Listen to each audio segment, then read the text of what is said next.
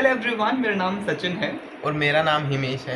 और आज की वीडियो में हम आपको बताएंगे कि कैसे हमारा एक्सपीरियंस कैसा है आफ्टर कमिंग इनटू ड्यू और हम लोग कैसे फील करते हैं और how it is how our life is going on in our DU campus.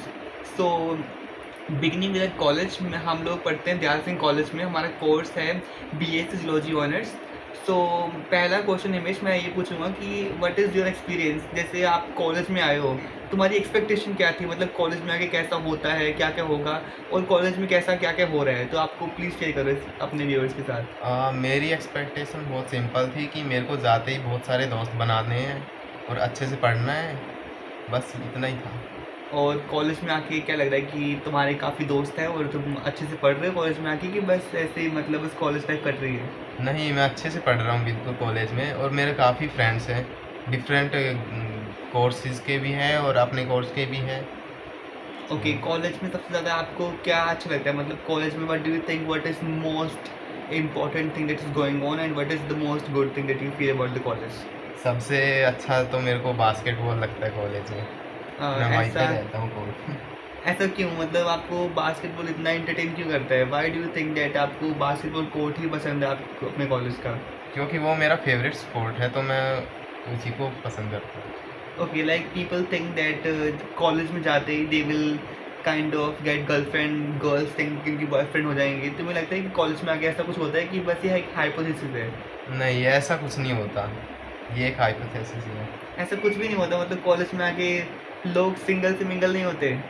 कुछ लोग होते हैं लेकिन सभी लोग नहीं होते। ओके, सो मैं नेक्स्ट आपसे पूछूंगा कि आपका ये होता ना कि मेरा कॉलेज इतना बड़ा होगा और मेरे कॉलेज में एक बिल्डिंग होगी जहाँ पे बेसिकली प्लेसमेंट मिलता है। क्या तुम्हारे कॉलेज में प्लेसमेंट वाला सेल है? ओरिएंटेशन डे वाले दिन टीचर्स ने बताया तो था कि प्लेसमेंट सेल है, बट आज तक मैंने तो देखा नहीं है। ओके, प्लेसमेंट सेल मतलब कि बस ये अपनी इमेजिनेशन होती है, मतलब रियल में ऐसा प्लेसमेंट सेल्स वगैरह कुछ कॉलेज में वर्क नहीं कर रहे तुम्हारे कॉलेज में? उतना वर्क नहीं करते, वो कुछ बच्चों को ही मिलता है। ओके, सो तुम्हें क्या लगता है, मतलब कि जो जिन बच्चों को वो मिलता है बेसिकली अपॉर्चुनिटीज़, तुम्हें क्या लगता है वो बच्चे क्या मतलब अच्छा क्या करते हैं एज़ कम्पेयर टू द बाकी बच्चे? वो एकेडमिक्स में बहुत अच्छे होते हैं, उनके CGPA बहुत अच्छे होते हैं। ओके, तुम्हारा अभी तुम सेकंड सेम में हो, तुम्हारे कितने SGPA थे तुम्हारे फर्स्ट मेरे सेमेस्टर फर्स्ट में? सेम में 7.55 SGPA थे। Okay, so what do you think? Do you think that this SGPA is really going to help you in your future life career? नहीं, मैं ऐसा नहीं सोचता, SGPA इतना काम नहीं आएगा।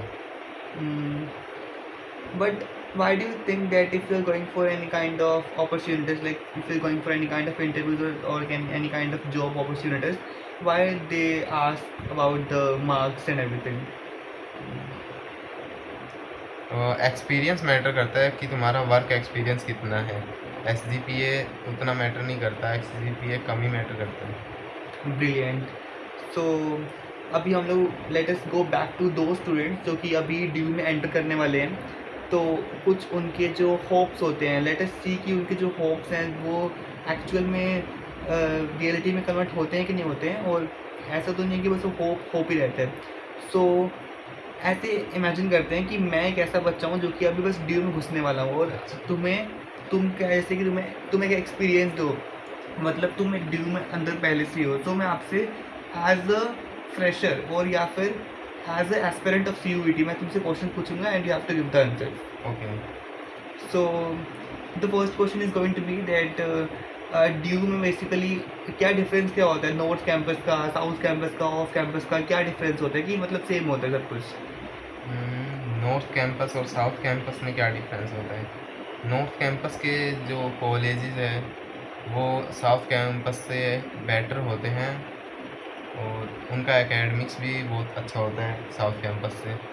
बट जैसे कि बोलते हैं ना कि जो हमें ड्यू की जो डिग्री मिलती है, हाँ। जैसे कि अगर मैंने किया BSc zoology honours Dayal Singh college से, अगर किसी ने हिंदू कॉलेज से किया, जो हमें डिग्री मिलेगी वहाँ पे तो लिखा होगा ना कि हमें डिग्री प्राप्त हुआ है from the Delhi Delhi university, विश्वविद्यालय। हाँ। वहाँ पे ये नहीं लिखा होगा कि मतलब we got this degree from Hindu college और दिस पर्टिकुलर कॉलेज।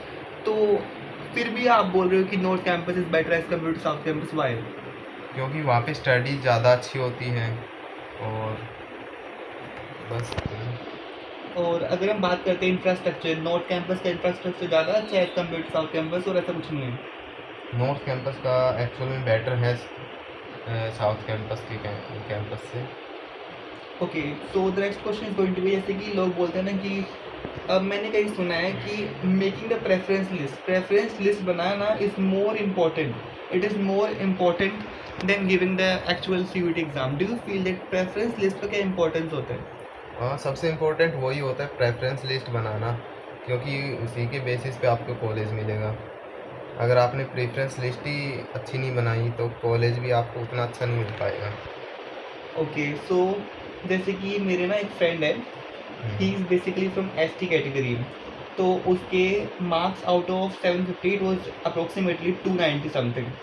तो वो मुझे ये बोलता है कि even after getting 290 score and I am from ST category, still I got the south campus college. तो तुम्हें लगता है कि इसकी मिस्टेक मतलब क्या रही होगी कि इसको साउथ कैंपस कॉलेज मिला? इसकी मिस्टेक रही होगी कि पढ़ा नहीं होगा उसे। नहीं, जैसे कि मैं तो ये मानता हूँ कि एसटी कैटेगरी में 290 मार्क्स आउट ऑफ 750 एक्चुअली एक सही स्कोर है, क्योंकि वो एसटी नहीं, कैटेगरी नॉर्थ है। कैंपस के लिए ज़्यादा मार्क्स चाहिए होते हैं, एसटी कैटेगरी को भी 300 से तो ऊपर ही चाहिए होते हैं। ओके, मतलब अप्रोक्सीमेटली एसटी कैटेगरी के लिए 300 नंबर तो मिनिमम चाहिए, है ना? हाँ।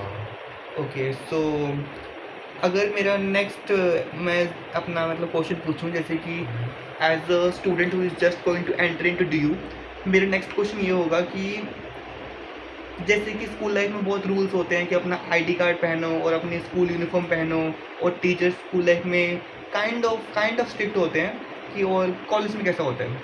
कॉलेज में तो स्ट्रिक्टनेस ना के बराबर होता है, पर कुछ कुछ कॉलेज में आईडी कार्ड इम्पोर्टेंट होता है, वो पहन के रखना होता है। मतलब जब प्रिंसिपल ऑफिस के बाहर घूमते हैं ना, तब पहन के रखना होता है।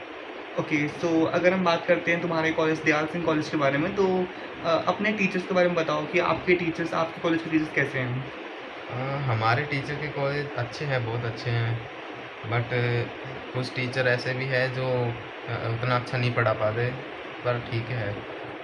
ओके, सो जैसे कि हम लोग बोलते हैं प्रैक्टिकल लर्निंग और प्रैक्टिकल लाइफ में, मतलब प्रैक्टिकल नॉलेज होनी चाहिए as compare to theoretical knowledge, जैसे हम लोग ये बोलते हैं। सो हम लोग कॉलेज में जब एंटर करते हैं तो कॉलेज में प्रैक्टिकल नॉलेज मिलता है कि नहीं मिलता, और कि बस लिखवाते हैं, but actually happens in college? College में दोनों ही होता है, लिखवाते भी है और प्रैक्टिकल नॉलेज भी मिलता है, बट प्रैक्टिकल नॉलेज तुम कॉलेज डेली जाना पड़ता है उसके लिए, और अगर तुम डेली कॉलेज नहीं जा रहे तो फिर तुमको बैठ के बस छापना ही होगा सारा कुछ। ओके, मेरा नेक्स्ट क्वेश्चन ये होगा कि डू यू थिंक जो हम लिखते हैं कॉलेज में, जो हम प्रैक्टिकल फाइल्स लिखते हैं, जो अपने असाइनमेंट्स लिखते हैं, जो प्रोजेक्ट फाइल लिखते हैं, मुझे कभी कभी लगता है कि it is just like I am wasting my time. तुम्हारे क्या व्यू पॉइंट्स है, क्या ओपिनियन है, क्या सोचते हो उसके बारे में? जो प्रैक्टिकल फाइल लिखते हैं वो उतना अच्छा नहीं होता, तो अगर उसके अलावा हम नोट्स बनाए खुद के तो वो ज़्यादा अच्छा रहेगा।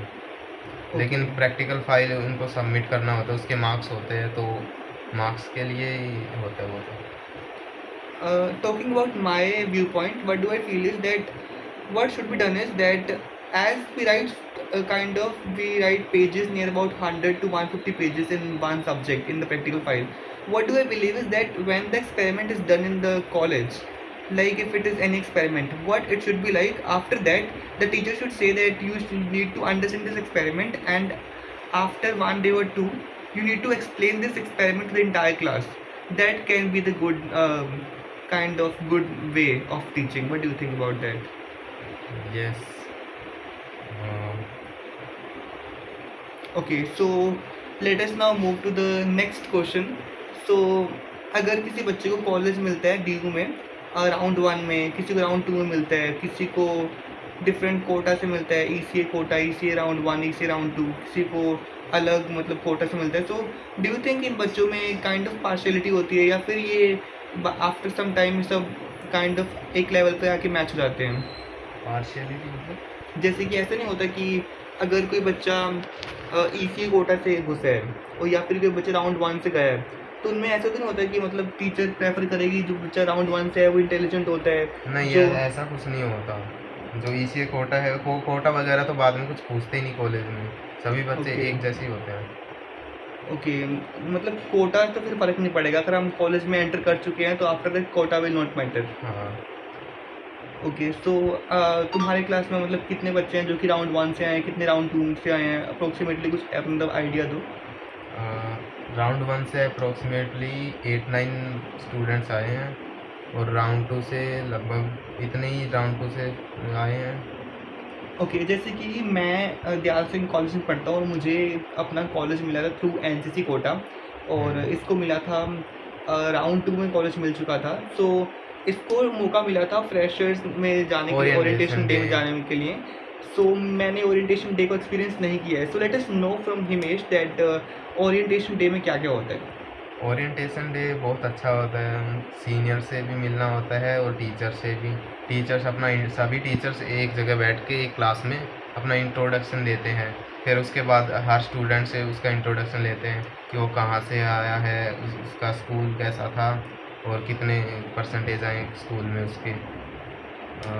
फिर उसके बाद क्लासेस वगैरह की इंस्ट्रक्शन दी जाती है कि डेली टाइम से आना है, कोई एक्सक्यूज़ नहीं चलेगा, ये सब। और बस लास्ट में फिर रिफ्रेशमेंट मिल जाती है। Wow, refreshment. सो मेरा नेक्स्ट क्वेश्चन आपसे ये होगा कि जैसे कि जो कुछ बच्चे ऐसे होते हैं जो कि हिंदी बोर्ड से पढ़ के आ जाते हैं, may be let it be that person is from Bihar और उत्तर प्रदेश और एनी स्टेट ऑफ इंडिया, जो कि हिंदी बोर्ड और अदर बोर्ड से होता है, जिसको ड्यू में आके ना थोड़ा डिफ़िकल्टी होती है कि कैसे मतलब क्या पता कुछ लोग इंग्लिश बोलेंगे, मतलब उनको होता है ना कि मतलब ड्यू में आएगा और उसको मतलब वो इन्वायरमेंट से अडेप्ट नहीं कर पाएगा, वहाँ पे लोग इंग्लिश बोलेंगे, यहाँ पे हाई फाई स्टैंडर्ड्स होंगे। तो व्हाट डू यू थिंक, क्या कॉलेज में लोग इंग्लिश बोलते हैं, क्या कॉलेज में हाई फाई स्टैंडर्ड्स होते हैं, कि ऐसा कुछ भी नहीं है? नहीं, ऐसा कुछ नहीं है, लोग अपने सिंपल लैंग्वेज में ही बात करते हैं।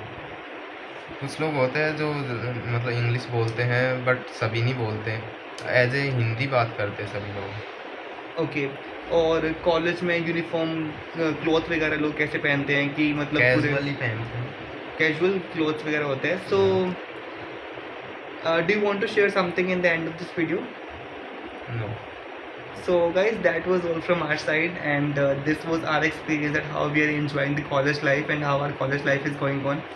काफ़ी अच्छा भी है, काफ़ी कुछ ख़राब भी है, जैसे कि in the starting of the college in semester 1 you will get to know that तुम्हारे जो फ्रेंड्स हैं ग्रुप है वो बहुत बड़ा होगा, जैसे कि तुम्हें लगेगा अगर तुम्हारी पूरी क्लास ही तुम्हारे मतलब फ्रेंड्स है, फिर after a while you will understand that ऐसा कुछ नहीं होता है, बट स्टार्टिंग में आके लोग बहुत दोस्त बनते हैं, but after a while you understand that कुछ लोग होते हैं जो अच्छे दोस्त होते हैं, but yeah, that is something that is very obvious that is going to happen in your college life.